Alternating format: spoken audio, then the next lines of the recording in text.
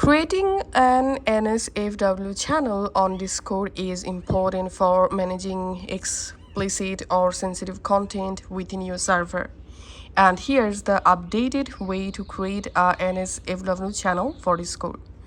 First of all, go to your server and make sure you are the owner of the server or you have the permissions to create a new channel.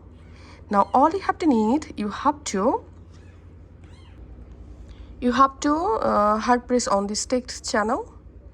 So hard press on text channels, and here you have to scroll down and tap on create channel, and channel name type nsfw, and here channel type I'm selecting text channel. Let's create this channel, and here we can see the nsfw channel created. Now long press on the channel, and here click on edit channel, and here you have to scroll down under channel settings, enable age restricted channel.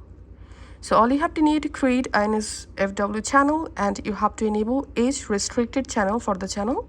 Click on save, and that's it. Now you have this nsfw channel on your server.